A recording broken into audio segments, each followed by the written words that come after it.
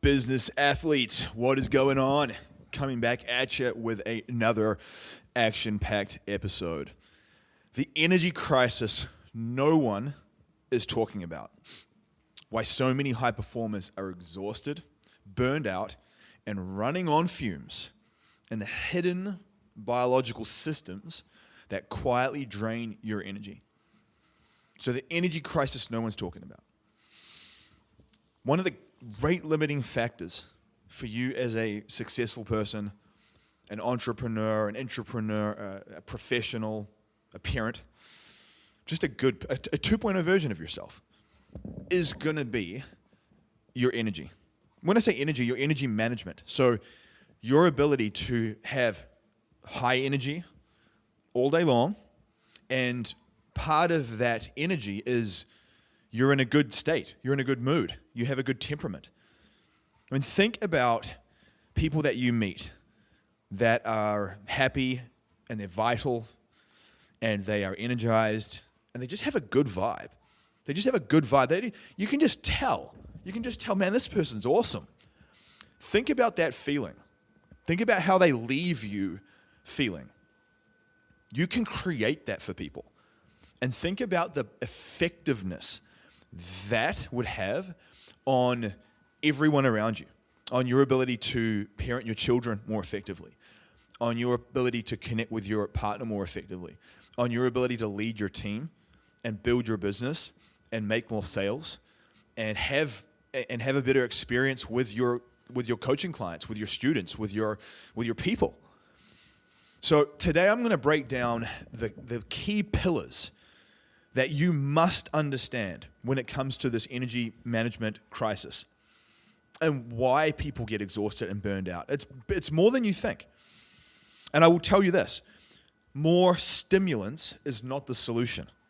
So one of the things that a classic example that people do when they are burned out and exhausted is they go, "Doc, I think I've got ADHD."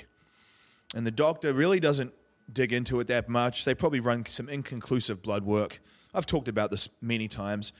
And they're like, "Yeah, let's put you on some Adderall or some Ritalin." And I'm here to tell you that most of the time, that's just going to make things worse. It's not going to help you long term. It might give you a sudden rush of a sort of a jittery energy, but it's definitely not going to help you get that high, clean energy all day long. And what you'll typically find is that the more stimulants you start to throw into the mix, it starts to affect your sleep more. And as the sleep de-optimizes, everything gets worse. Think about any time you've gone through a period where your sleeping was not good. Everything gets harder. Your cravings increase. You have way more water retention. You are irritable. You're grouchy. You feel hungry all the time. You definitely don't feel like you want to walk and get step count in and train or anything like that. If it gets bad enough, that's when you start canceling calls and canceling appointments and canceling meetings because you're just so fried. And I know that people do that. So let's dig into this and let's solve for this. So when it comes to thinking about this challenge, it's not about I'm just getting older or I'm just working too hard or this is just what life feels like. Those are stories that we tell ourselves when we don't know how to solve for this problem properly, because you don't understand the biological levers that are contributing to that low energy state. And like I said, more caffeine, more stimulants, pushing harder, just sucking it up, doing a bit more David Goggins, that doesn't work long term. That might get you through today, and it might get you through a couple of days. But trust me, what you will find is that if you just push and push and push, you will get sick more often.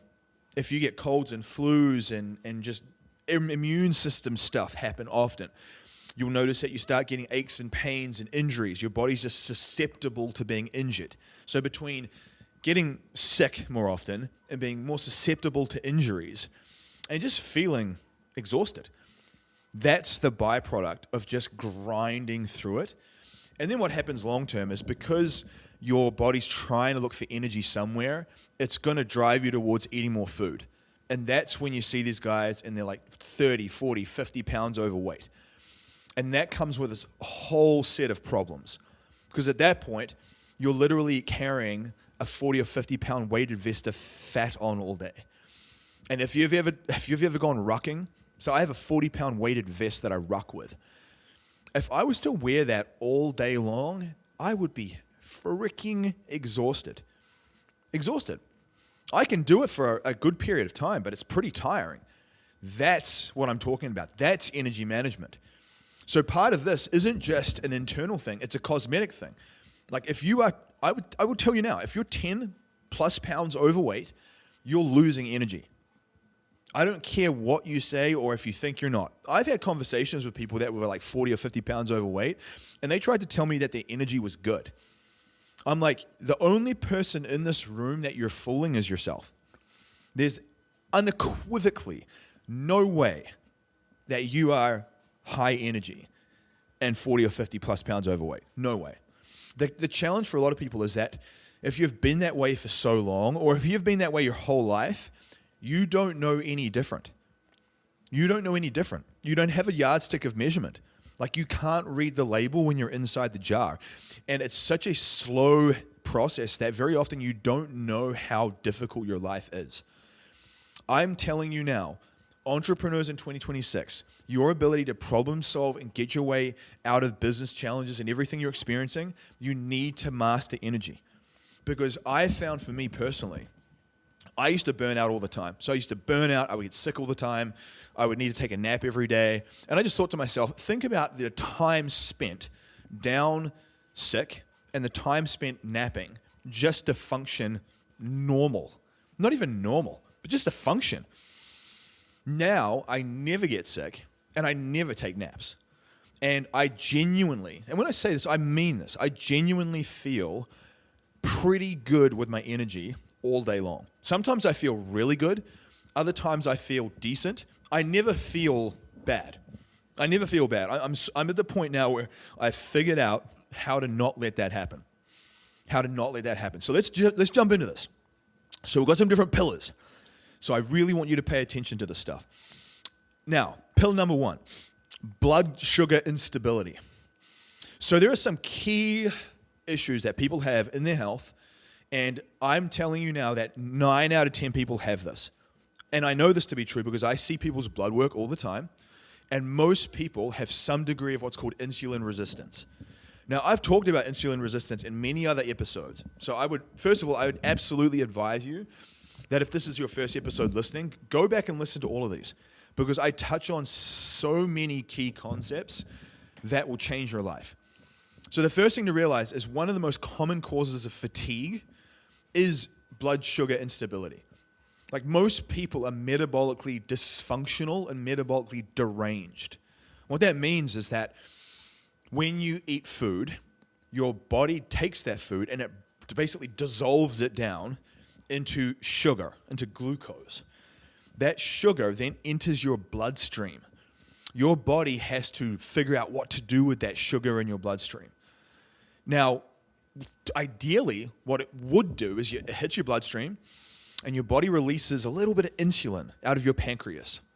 And that insulin enters your bloodstream and it grabs those sugar molecules, grabs them, and it drags them into your muscle cells as stored muscle glycogen. So think of your muscle cells kind of like giant fuel tanks, like giant long-range fuel tanks. So that's why, for example, my energy is so good because I have these big long-range fuel tanks that all the sugar can be packed into. Now, if you don't have a lot of muscle mass, that's a problem. If you don't weight train, that's a problem. I tell people, no matter what age you are and no matter what sex you are, you should be doing some type of weight training. I've got 70-year-old women that are part of my rotation that weight train and get after it because they understand it's a longevity mechanism.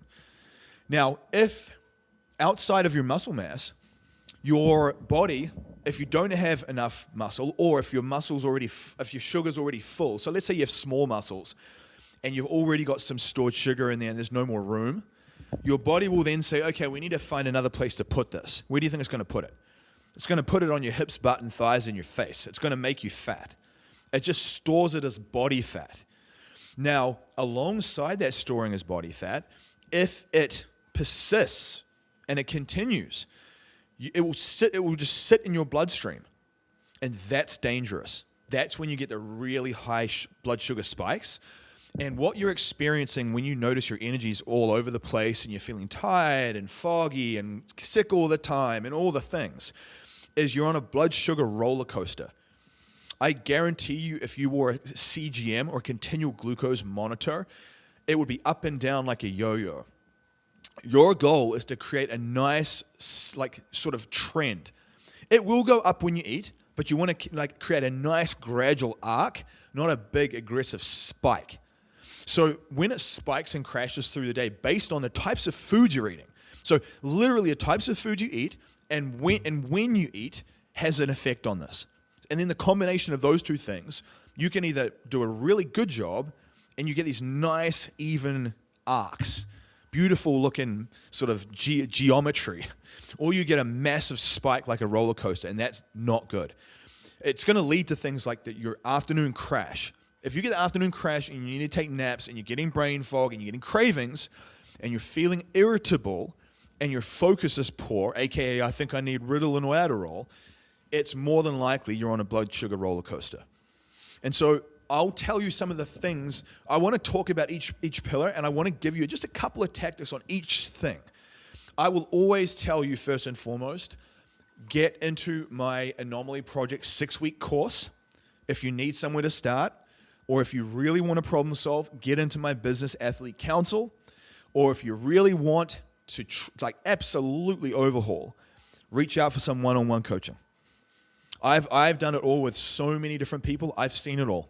And I'm telling you now, when you understand that your body is like a computer, like a supercomputer, and your diet and your supplementation is like software, it's a math equation.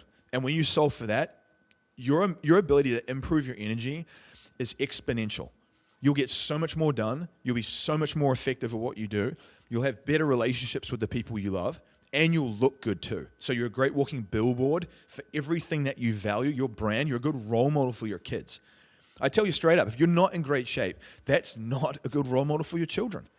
You've got to recognize that there is a cosmetic component to this.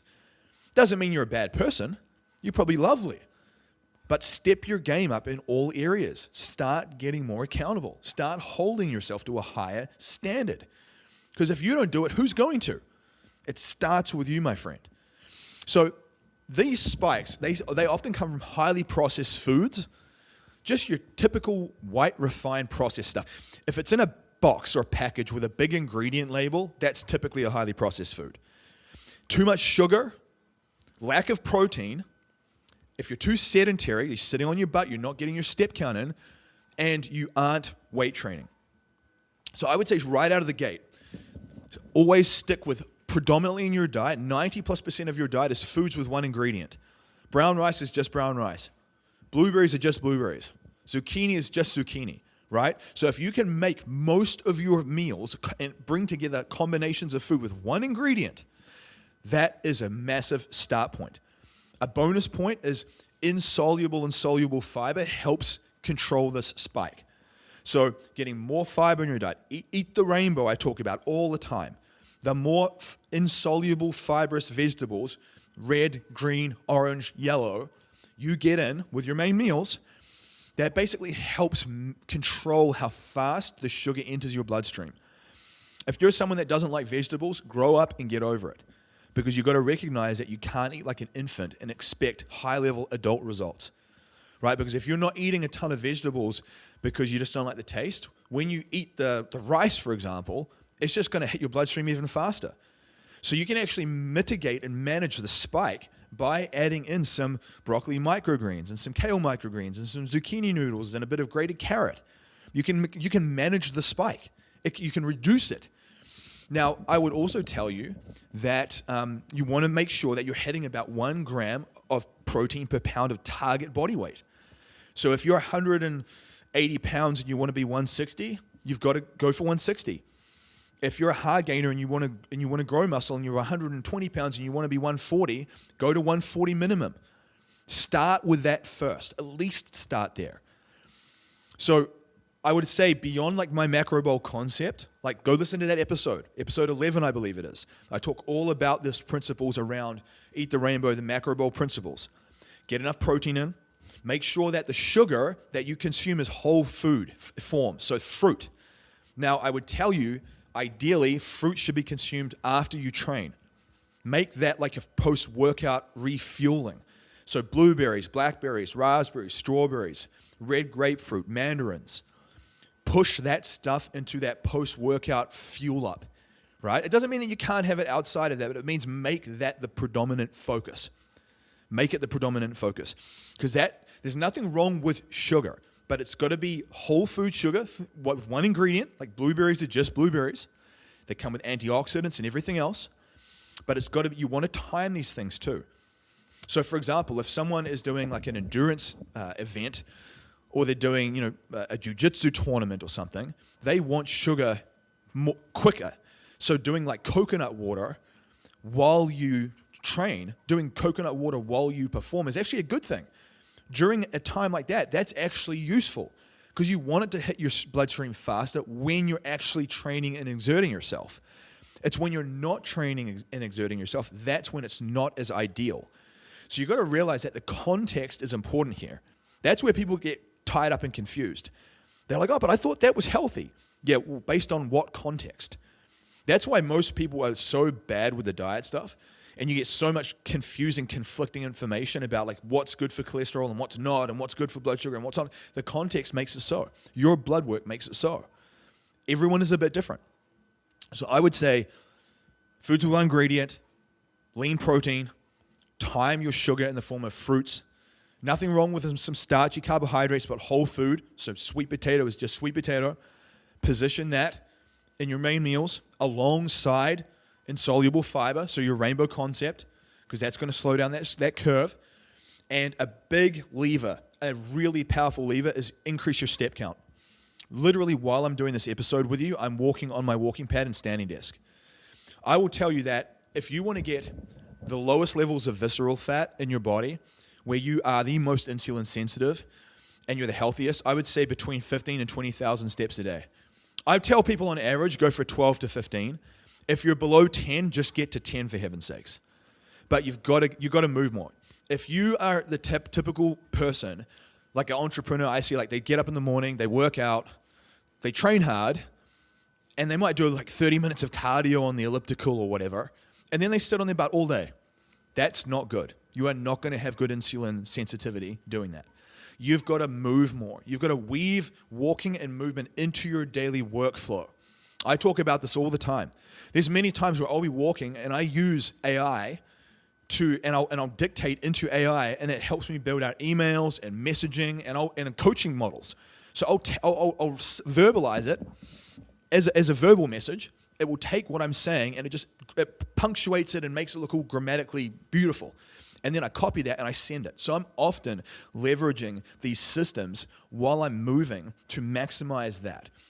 They've done brain scans where they looked at the blood flow to the brain while someone's walking versus sedentary, and it's much, much better. And so you're getting more oxygen, you're going to think more clearly, you're going to think more creatively, you will be more effective, period. So I would tell you right out of the gate, walk more. Get your step count up. Ideally, walk before and after main meals. That's such a powerful lever. And I would tell you also, get outside 2 times a day. At some point in the morning and at some point in the afternoon. That sunlight, that outdoor walking. Get on a call if you have to. Have the sales call. Have the call with your team. Go listen to a podcast. Or just listen to the birds and the wind. But get out and make this part of your non-negotiable daily flow. So basically, prioritize lean protein with your main meals, with your macro bowls, resistance training at least every second day, using big muscle groups as a primary focus, legs and back, for example, walking before and after meals, and reducing ultra-processed foods and sticking to 90+% of your diet as foods with one ingredient and eat the rainbow. That, my friend, is some of the key levers that will help you with blood sugar instability. And then obviously there are other things like, Ceylon cinnamon, berberine.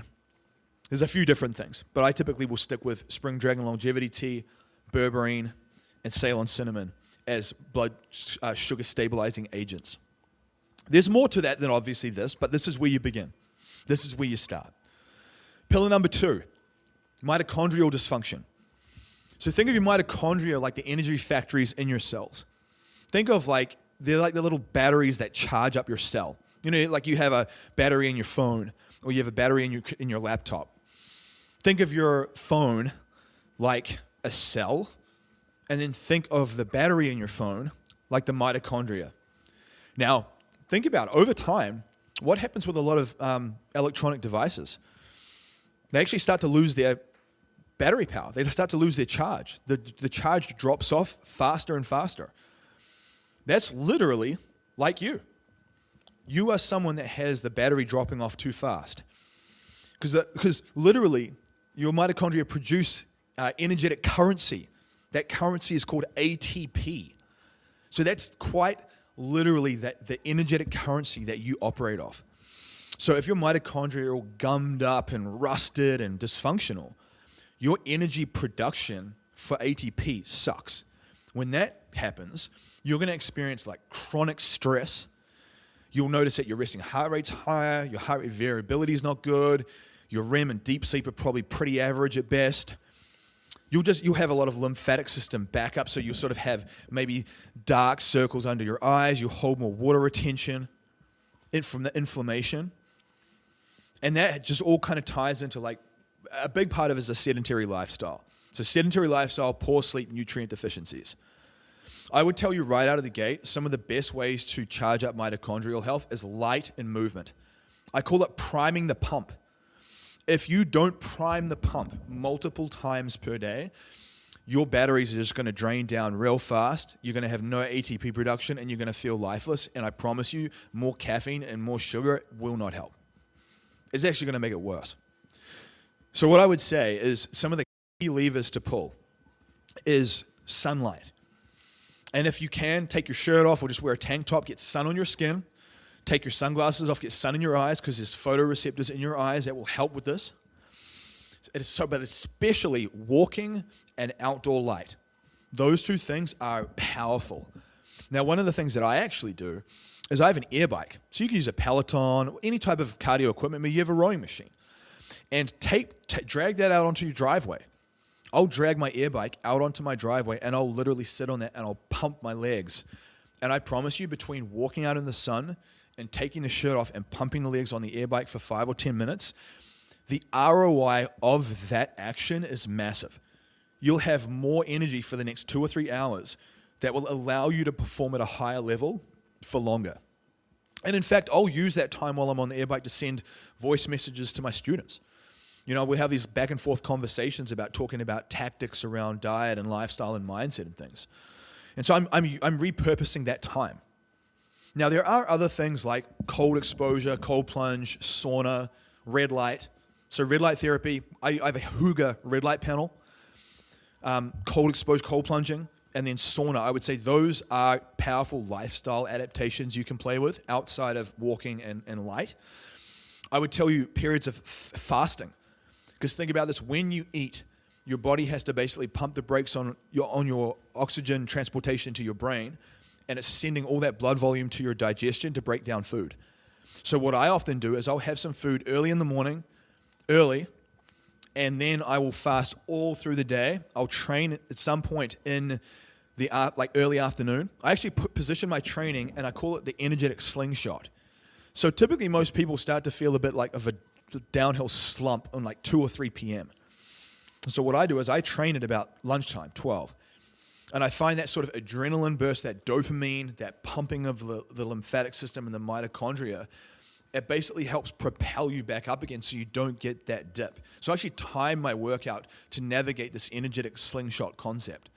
And then I'll consume calories and nutrients at, say, 2 or 3 p.m. So by this time, I've already created a bunch of workflow and done a bunch of stuff through the morning. I want those to be very, very powerful, productive hours of workflow. So I would tell you, time your meals, time your training around your production, around what you need to do. Don't be eating in peak times. Like if you're the busiest at 10 o'clock or you have the best energy and mental state at 10, don't be sitting down and eat a bunch of food. Push it out to the periphery. So fasting can be a very useful tool. And then even just knowing that antioxidant-rich foods. So again, that's why I do wild blueberries and blackberries and raspberries, goji berries. That's why I do those things every day. High in antioxidants. That's going to help bring down that oxidative stress, which basically helps ungum those gummed up mitochondria that are just not producing that ATP effectively. So just remember, healthy mitochondria equals higher cellular energy production. That helps basically just like fire your body up. It's working on more pistons. But I would absolutely tell you that sunlight and movement is something you want to be stacking into your routine at least 2 to 6 times a day. And think of creative ways you can stack your workflow into that. I promise you it's possible. I help my students figure this stuff out every day. And some of them are busy CEOs and owners of 8 and 9 figure companies. So if they can do it, believe me when I say you can. But you just need to get in the right rooms. Because if you don't have someone like me giving you that oversight, you will probably make mistakes and you'll burn out because you just think it's too hard. But you just don't know what you don't know. So, beyond pillar number 2, pillar number 3, hormonal imbalances. This is a big one. I find for a lot of women that are going through menopause, you will often experience these issues with energy, and you might be trying to do all the right things. You know, you're trying to eat well, you're walking, you're getting the sunlight, you're doing all the things Fraser's saying, but you still feel off your game. And part of it is the hormonal stuff. If your sex hormones are starting to tank, and your DHEA is low, and your cortisol is high, and your thyroid hormones are getting sluggish, you will absolutely feel that. So the key hormones, I would say, in terms of helping with energy and vitality for men and women is testosterone, in women as well, by the way. Low testosterone in men and women is very, very common. It's almost like you have an inhibitor on the engine. And testosterone's actually been associated with increased drive and grit. I know that's kind of a hard concept to quantify, but people that have low testosterone, they typically don't have very good drive and tenacity. And when it's optimal, you really increase that tenacity level. That's really important, by the way. And I've experienced this firsthand. And I will tell you, I will attest that that's very true. So testosterone's a big one. For the ladies, even progesterone and estrogen is very important. When those hormones start to deplete, you will feel depleted. Literally, they deplete with time if you're not careful. So there are things you need to do, and I'm going to talk about that in a second. But thyroid hormones is another. Thyroid is kind of like the thermostat of your metabolism. Too high or too low, and you're going to run into issues. You know, if you notice like you're getting hair loss, or your skin's really dry, or you're feeling cold all the time, or your digestion's slow and you're getting kind of bloated and constipated, you feel like your heart rate's high, you're not sleeping well, those are signs that there's issues with thyroid. And I will tell you that there are, again, just like sex hormones, literally foods and supplements and things you can do to improve those data sets. Another one is obviously cortisol. That's a common one. You know, cortisol gets high in most people because they're just stressed out and jacked up and on a ton of stimulants and all these things. So a lot of the suggestions that will help with the other hormones that I'm going to just mention will help improve cortisol. But I would say in generally with cortisol, things like theanine, theanine serine, magnesium, relora, tulsi tea, those are all good things that you want to explore and put into the rotation. And then another one is DHEA. So DHEA is like a stress buffering neurosteroid. Think of it almost like it's like an engine protectant. When you're straining and you're revving the engine and it's heating up and you're pushing yourself, DHEA will deplete over time. And what it does is it basically lowers your stress tolerance. You're way more susceptible to just breakdown. You know when you feel burned out and like your nervous system's fried and you're getting sick? More than likely, DHEA is depleted and you don't have any buffering system. So I actually think for a lot of people that are really tenacious and they push hard, even potentially, obviously getting it checked first in your blood work, and then potentially supplementing with a bit of DHEA and pregnenolone can really help buffer stress. And by the way, DHEA is an upstream precursor to testosterone. So the thing to remember with testosterone is that if it's low, you've got to determine why it's low. You don't just want to jump on testosterone replacement therapy without determining what's going on. So this is important to solve problems in the right order. Now, with cortisol, DHEA, thyroid, testosterone, and for the women, estrogen and progesterone, you're going to experience fatigue, those afternoon naps, poor motivation, brain fog, poor recovery. Like you will be sore and you won't recover well from training. So you're not going to be able to push as much. And a low resilience to stress. I've seen people before that they just cannot sustain any consistent effort. They push for a little bit, then they get sick. They push for a little bit, then they get injured. They push for a little bit, then they get sick again. And it's like, holy moly. If only, and sometimes they'll come to me and get the help. And then other times I watch them and I'm like, man, this is painful. This is painful to watch this. I feel for them. I feel worse for them than they probably do for themselves. Because it doesn't have to be that way. But you've got to get proper help. Right? Pros get pro help. Amateurs bootleg and guess. But many high performers, they run themselves into this hormonal dysfunction through chronic stress, poor sleep, overtraining or undertraining, and poor diet. So remember, food is like software and your body and mind are the hardware. And often they'll do something like a 75 hard challenge and they'll overtrain. So they'll overtrain, they'll overstress their nervous system. They won't recover well from it. You'll know if you're overtraining because you'll start sleeping poorly. Your resting heart rate will increase. You'll typically see poor sleep scores and you'll start to get injured more. You're just going to feel more beat up.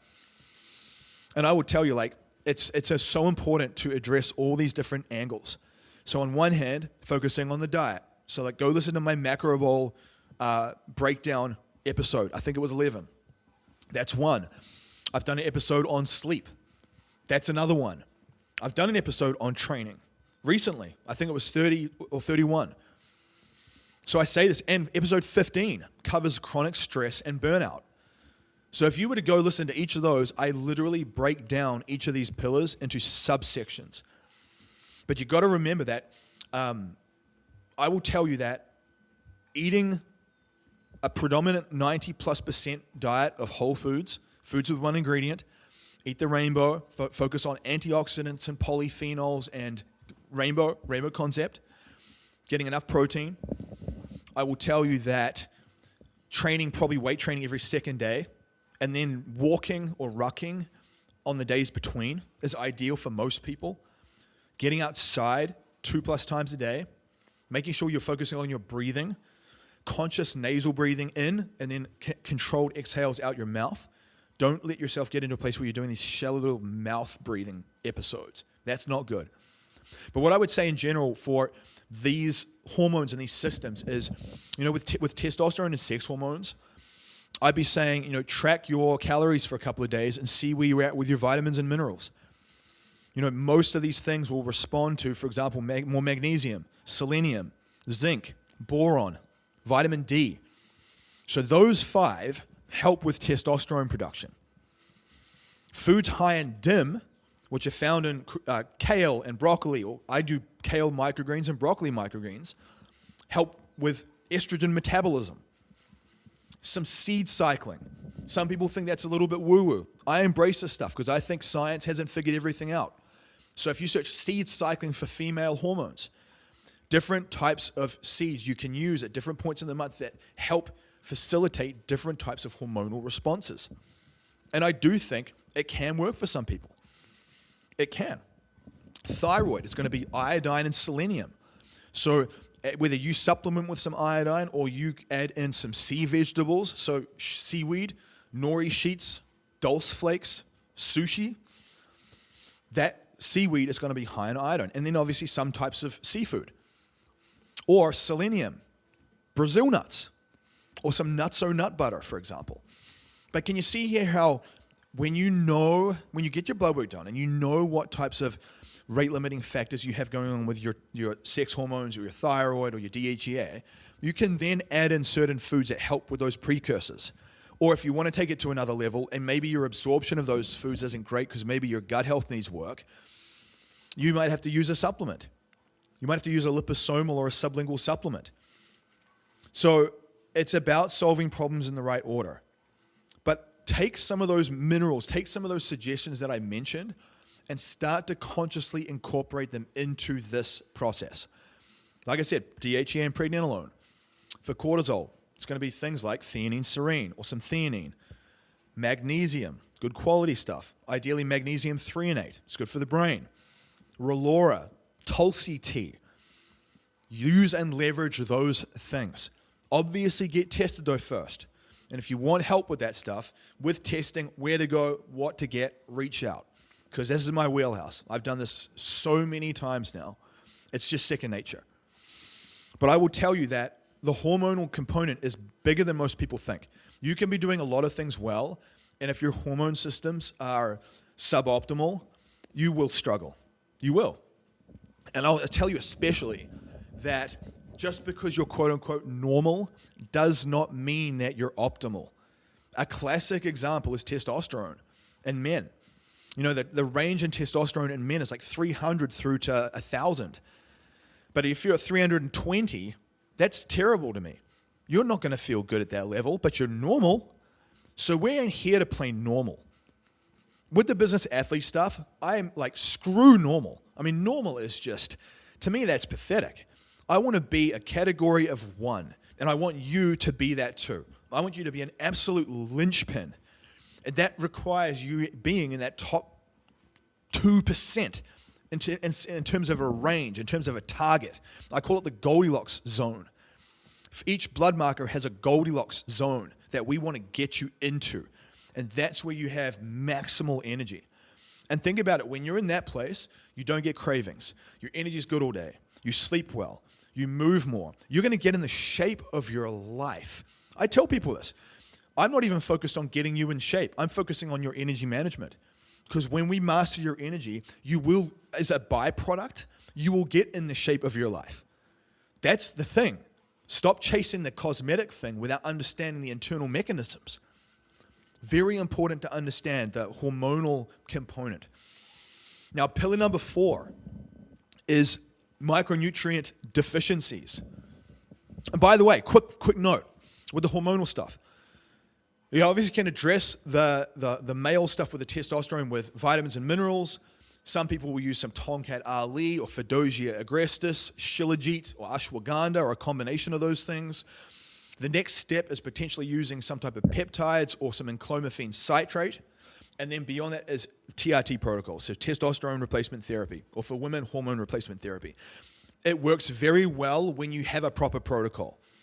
So I would absolutely tell you, if that's a bridge you're considering crossing, reach out to me, because you absolutely need to know how to cross your T's and dot your I's with that. And most physicians are just so ill-equipped at doing that. They don't know how to do this well. And they'll actually end up giving you more issues than not. They'll probably give you like a testosterone pellet or make you take one shot a week, and you go super physiological, and then your hemoglobin and your hematocrit goes through the roof, your blood pressure goes up, you start getting these issues that you need to then address with medications, your estrogen goes through the roof, then they put you on an estrogen blocker, that lowers down your HDL cholesterol, which makes your heart health worse. All of it doesn't have to be. So I say this because, yes, those things can work very well if you do them the right way. So know that. Now, pillar number 4 is your micronutrient deficiencies. So this kind of ties into all of the stuff above. You know, like if your hormones and those systems in your body are not great, it's in part due to issues with micronutrients. So I would say some of the common micronutrient issues that people face, and when I say micronutrients, I mean vitamins and minerals, right? It's why I say eat the rainbow.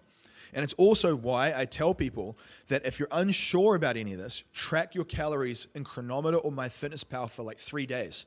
Have a look at your averages each day. And if you're consistently getting low levels of iodine or low levels of B vitamins or low levels of iron and ferritin, that's your problem. So the common ones are magnesium. Most people are magnesium deficient. That's a very common one. Most people are low in iron and ferritin, especially the ladies, and especially for the women that still have a menstrual cycle. Most people are low in B vitamins, which help with energy and nerve function. A lot of people will have methylation problems with the B vitamins.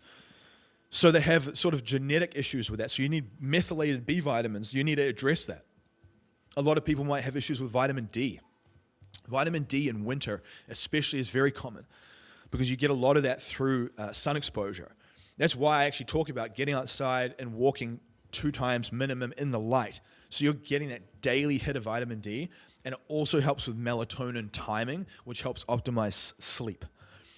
Beyond that is iodine. Iodine's a big one, right? Most people, if they're not consuming seaweed, sea vegetables, or some type of like quality seafood or iodized table salt, they're not getting any iodine in their diet.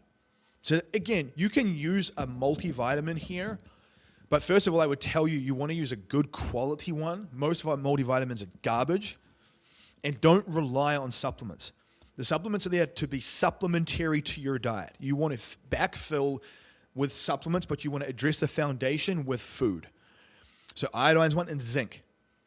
Now, I will tell you that one of the easiest things you can do is go to your AI of preference, ChatGPT, whatever, and type in, give me the top 10 healthiest foods high in magnesium. Give me the top 10 healthiest foods high in iodine. What are the top 10 healthiest foods high in zinc? And then stack some of those into your macro bowls or into your snacks. Like I said, if you need help with this stuff, reach out. Because one of the layers that can get confusing here, and I won't go into it in detail here, is the cofactors. So it's not just enough to get vitamin D. You need vitamin K2 as well. So with most things, it requires a synergist. So with iron, vitamin C is a synergist. And copper. So often for the ladies that have low iron, I will get them to do some lemon water, and I'll get them to add in 1 or 2 tablespoons of lentils, canned lentils, high in copper. So you want to make sure you're getting the cofactors. So there are some layers to this. Don't overthink it, but just recognize that there are layers to this. Now, if you are micronutrient deficient, that's going to affect your mitochondrial health. It's going to affect oxygen transportation, especially with iron and ferritin. It's going to affect nerve function. So you're going to sort of feel foggy, brain fog because of the nerve function to your brain. And it will affect your metabolism. So that thyroid component. So I would say a lot of mineral deficiencies feed into different hormonal and mitochondrial challenges. One of the good things to know is that a lot of the things I'm saying here solve all of these problems. So you hear me sort of repeating certain things, like the light, the walking, the rainbow. I'm repeating those things because they are big ROI levers. So they solve many problems, which is the key. Beyond that, I would say chronic inflammation. So chronic inflammation is so common. I mean, you can tell when someone's inflamed, they have a lot of water retention, their face is all puffy. I call it a moon face. Their face is puffy, they have a lot of water retention, they get injured easily, or they just lots of aches and pains. Typically, one of the markers you really want to get checked is your C-reactive protein. If your C-reactive protein is high, that's not good. I would tell you need to get below 1. Most people, like between 1 and 3 is considered normal. That to me is unacceptable. That's too high. That's like a canary in the coal mine marker for how likely you are to have a heart attack or stroke. That's what inflammation, chronic inflammation looks like. It looks like stroke risk, heart attack risk, and it looks like brain fog, but that the inflammation in your brain is mood disorders, anxiety, OCD, ADHD, that type of stuff. So a lot of psychological issues are essentially inflammation. So one of the good things about lowering inflammation across the body is that you bring down your stroke and heart attack risk, you recover easier so you can train more, you lose the water retention so you actually look better, you look good, like your face is defined, you actually have your abs come through. And the other part of it is the brain. So your psychological state, mood, depression, anxiety, that's all chronic inflammation. So I would say some of the key things when it comes to chronic inflammation, one of the big ones is just ultra-processed foods. That comes back to the first thing I talked about at the top. So any of the suggestions that I gave at the top apply to this with ultra-processed foods. So foods with one ingredient. You heard the drill. You heard me ramble through it before. Another part of this is poor gut health. I often find people that have mood issues, depression, anxiety, that type of thing, have gut issues. The two come hand in hand. And so if you go through a good gut rehab protocol, and I've done episodes on digestion, by the way, if you go through a good gut rehab protocol and work on the state of your gut health, you will massively improve your brain function and inflammation in your body, period. Because if you're getting some leaky gut or some IBS, it's because the lining of your digestion's been breaking down and you're getting all these proteins and these foreign particles entering your bloodstream, and it starts to create an inflammatory response, like an autoimmune reaction. So this is not good. We want to reintegrate your gut lining. Like I said, if I could rattle off a couple of things for the gut, it's going to be glutamine powder before main meals, a good quality digestive enzyme, betaine, HCl, and pepsin for stomach acid quality and concentrations. It's going to be like a good symbiotic, like seed symbiotic, to repopulate the gut. These are key things. And obviously cleaning up the diet completely. Did you know that excess body fat actually creates inflammatory cytokines? So it essentially creates a little inflammatory signal. So if you have a lot of body fat, almost like the metabolic waste from that is inflammation. So just literally by losing the belly, losing the spare tire, getting into an optimal weight zone, that in and of itself is going to reduce down inflammation. Your mood will improve. You'll feel less aches and pains. It's huge. Environmental toxins. This is a big one. So the stuff that's absorbing in your skin, in your environment. So I always tell people, you've got to clean up all your cosmetics, your laundry soaps, your kitchen stuff. So dish soap, laundry powders, colognes and deodorants, shaving creams, hair products, makeup, cosmetics, kitchen sprays. You've got to make sure you're picking good, clean, simple options. If I was going to tell you one thing just off the top of my head, my wife Lauren, she loves using the brand Young Living. So Young Living is a multi-level marketing company. Ignore that. It's nothing wrong with that. But they have a lot of good household products. A lot of good household products. If you want some suggestions on this, reach out to me and I'll get my assistant to send through my Amazon store with some different products that I use. Because this is a lifetime process here. There'll be many things you have to learn and adapt. Mouthwash, toothpaste, all of that stuff. You have to upgrade it. Because think about this. When you want to quit smoking, what do? People put on a nicotine patch because the nicotine absorbs through your skin. Your skin is a giant absorption site. A lot of people, if they're getting their testosterone optimized, they might use an androgel. They apply the gel to their skin. So when you buy from that logic alone, your skin is a giant absorption site. And then you're slapping on colognes and deodorants with aluminum and heavy metals and all kinds of garbage. That's going to have a profound effect on inflammatory load in your body. It will typically trigger off autoimmune reactions. So you've really got to recognize that this is more than just your diet and like workouts. It's your lifestyle, it's your environment, the quality of your water, and the quality of your air. We use a molecule air purifier. We use a Berkey water filtration system. Just start with anywhere and just progress. Get one of those things that I've mentioned here and just start. But the inflammation will lead to fatigue, especially fatigue, hair loss, poor recovery. You won't recover from training, brain fog, so you'll think it's ADHD, and reduced metabolic efficiency. So your body's just not going to have, you're not going to have the metabolism you could have. So it won't burn as many calories. So it's harder to lose the weight because your metabolic rate, your basal metabolic rate is so slow. So we don't want that. Pillar number 6 is your nervous system dysregulation. Go back and listen to my episode 15. I dug into that in depth. Most people are just chronically stressed.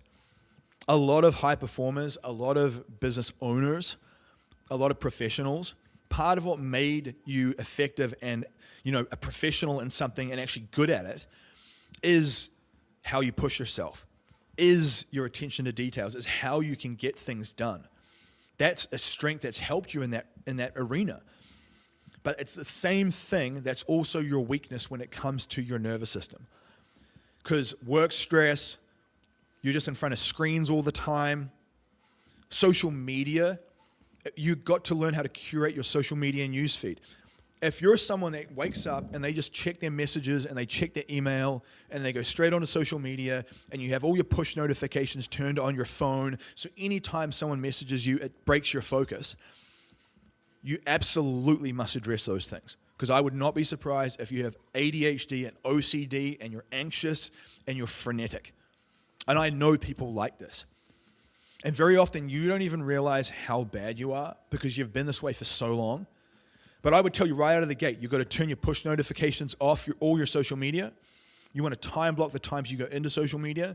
For the first 30 minutes of the day and the last 30, you don't check social media. When you go in, curate your news feed. So anyone that's posting a lot of inflammatory, stressful stuff, snooze them for 30 days or unfollow them. Curate it within some intention. You want good, positive, personal development stuff that lights you up, stuff that makes you smile. You've got to be intentional about that. You've got to learn how to set boundaries. If you don't set boundaries with people, they will project their frame onto you. They'll dictate their terms to you, and they won't realize it, and that's when you lead to regret and frustration. So I'm very clear and firm with people about, I don't just get on the phone with anyone random just because. I'm too busy for that at this point. Like if you're a student, maybe, yeah, depending on what the context. But outside of that, like tell me what you need to say in a couple of sentences in a message. It's nothing personal. It's just that if you disperse your energy all over the place and you're bending over backwards and people pleasing to everyone because you don't want to look rude, your nervous system is going to be so dysregulated that you'll be chronically stressed. You won't sleep well. Your digestion. Typically, people that are in this place, their digestion is not good and they don't sleep well. That's massive signals of nervous system dysregulation. So I will tell you that, and part of it's a lack of natural exposure. It's why I talk about getting outside every day. A lack of recovery. That's like if you're just doing 75 hard, pedal to the metal. That's why I typically tell people weight train every second day. And on the days between, walk out in nature, out in the sun. Because recovery days and nature walking outside are two key levers to help with this. Sauna, cold also help. A lot of the things that help with mitochondrial health help with this. Breathing, practicing breath work. One of the things that I do before I eat my dinner meal is I consciously slow down my breathing for 1 minute. Deep nasal breathing before you eat. Don't just eat while you're on the run. Take time to block that out and slow down for a second. But I would tell you, outdoor time, 2 plus times a day, step count of 12 to 15,000, adding in either a little bit of cold plunge or sauna, just some sunlight too, focusing on your breath work, taking adequate rest, recovery, like active rest, and curating your social media and engineering your workflow more. Because that's going to be the stuff that's going to have a massive effect on your productivity long term. Most people, they're just too sedentary. They sit in front of their desk. They people please. They bend over backwards, and they don't have boundaries. You've really got to work on that. You've got to work on that. The last component of this is poor sleep quality. So I will tell you that the reason why sleep is so important, think of sleep just like a metabolic reset. It's like you're hitting the reset button. Hormones reset, growth hormone increases, testosterone production happens. The brain detoxifies through the glymphatic system. So your glymphatic system is like the sewage lines of your brain. If you aren't sleeping well, your glymphatic system will get overrun, and that has a massive effect on long-term dementia, Alzheimer's, mood disorders, that type of stuff. Mitochondrial repair happens. Memory consolidates. If you're finding you're forgetting lots of things, that's probably that poor REM and deep sleep. You're getting injured more often. So I would say this is going to occur from just poor sleep mechanics in terms of you don't have a set sleep and wake time. We have specific sleep and wake times 7 days a week. So we're usually in bed at 8 p.m. and I wake up at 2:30. And it's like that every single day, rinse and repeat. There's no sleeping in, there's no staying up late, unless there's some like rare thing. But I see sleep as like the athlete's chance to recover. And I recognize that my life is better, my mood is better, I'm way more productive and happy when my sleep's good. And so you have to really work on that. And the hardest part for a lot of people is if you have young children, that's a challenging thing. So go listen to my sleep episodes because it's so important that you master that. But I would say sleep timing, too much blue light exposure at nighttime. So too much phone, too much computer. Put blue light blocking filters on your phone, on your computer. Turn that stuff off in the nighttime to slowly wind down. I put on a relaxing Spotify playlist. We'll turn on some Himalayan salt lamps so that the whole room is kind of orange and red. It's a relaxing music in the background. We will diffuse some lavender essential oil. So we're hitting all the different sensory systems in the body. You're hitting the sense of smell, sight, hearing. And that's how you downshift your nervous system. Caffeine timing. So I would cut caffeine by 10 a.m. And I wouldn't be doing anything more than 200 milligrams a day at the max. So if you're in that zone, reach out to me and get some help, and let's re-engineer that flow, because I promise you, when you get that number down, it will help improve your sleep. But we have to learn how to improve your mitochondrial health so you don't have to steal that energy in the form of caffeine. Alcohol consumption is a big one too. So alcohol, just like drug use, alcohol, processed foods at nighttime. So all the things that I talked about in terms of food quality, in terms of training, in terms of light exposure while you're walking, in terms of managing your social media newsfeed and curating your algorithm, even things at nighttime like glycine. I'll use glycine, theanine, serine. There's some good things, simple things. Tulsi tea. I would say make sure your dinner is early enough. You want to eat about 3 hours before you sleep. Don't be eating right up to the point of sleep time. Turn down the air temperature in your house. You want to turn it down to say like 64 or 65. You will sleep better when it's cool. But you have to work on the sleep stuff, because that's like the metabolic reset. And you can do a lot of the other things well, but if your sleep's not good, it just will not work well. I've seen it firsthand. I've seen people do all the peptides, do all the supplements, take all the biohacks, and they still slept poorly, and they still didn't look good and feel good. So you cannot work your way around that. And don't have that mentality and attitude of, I'll sleep when I'm dead. A lot of the older guys, they kind of adopt that, and that's why they're fat and burned out and out of shape and on the edge of a heart attack or stroke, because they don't understand this principle. And then you're good to no one if you're in that place. So you need to see sleep as like a performance-enhancing recovery tool for an athlete. You know, you've got to take that seriously and have scheduled times. Get off your phone. Use those supplements I mentioned. Keep the diet nice and clean. And especially the walking outside. I find the outdoor light exposure is really useful here. It seems to time melatonin. And by the way, as you age, natural melatonin production decreases. So I actually do a micro dose of melatonin on a daily basis. Now, some people go, melatonin makes me it's too sedating. Yeah, well, you're probably taking like 10 milligrams. You're probably doing a mega dose. I take a little tiny dose just to keep that level just enough, 1 milligram. Now, again, there's other things you can try. Theanine, serine, glycine powder. I actually have a little concoction of all those things.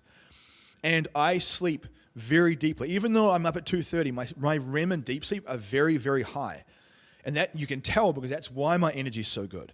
It's how I'm able to go all day and not burn out. It massively increases your capacity for stress and your ability to push. And think about the ROI of that. If you can manage more stress and you can push harder for longer through the day, what does that mean to you? What does that mean for your business? What does it mean for your life? What does it mean for the way you interact with your family? It's a massive win. So you've got to understand that when you are feeling burned out, when you're feeling like your nervous system is strained and your energy is low, it's usually not just one thing. It's often a multitude of all of these things. And you want to be addressing each of these things with some of the suggestions that I've given in this episode. And I'm telling you now, like, your energy is key. It's everything, in my opinion. Because anytime you meet someone, if your energy is good, you leave that lasting impression. You have more patience for your children. You have more energy to connect with your spouse. You're not as irritable. Very often when you're irritable and you're grouchy and you're anxious, it's because your energy is not good. And think about it, when you're moody and you're grumpy, you're not a pleasure to be around. And quite honestly, like I distance myself from people like that. I'm very, very aware at this point that if you're going to come into my ecosystem with a bad attitude because you're all grouchy and irritable, but you're not willing to do something about it, and you're going to blame other people for your situation, get out. Go somewhere else. High performers do not like that energy at all. So you are what you attract. And be more of what you want to attract. And it starts with these principles. I would say that this is the most potent ROI for you in general across the board. So if you want to get in great shape coming into summer, you've got to focus on energy management. If you want to handle business more effectively, and as you grow and go through the struggles of these economic cycles and everything you're facing, manage your energy. And then especially so you don't give your family the burned out leftover husks of a human because you've been pushing so hard on everything else that you've got nothing left to give them. And then when you do finish, you're getting sick all the time. It does not have to be that way. And I know this firsthand because I have done all of those things. I don't say this from a soapbox of like holier than thou. I say it from a place of, dude, I get it. I did all of those things and I struggled a ton and it sucks. And it does not have to be that way. So there you have it. The levers of power to maximizing energy. Just because you see a fitness person online that's got abs does not mean they have good energy. Most of them don't. They do not understand these principles around mitochondria and ATP and all the other stuff. They don't understand it. They just eat enough calories to lose the body fat and they train just enough to build the muscle, but they don't feel good internally. And those are the people who are coaching people. It's like the blind leading the blind. Do not be that way. Do not get sucked into that. That's why I will always encourage you, reach out, join the Business Athlete Council. But go out there today, pull those levers, and recognize that when you upgrade your energy, you are becoming that high tide that rises all ships.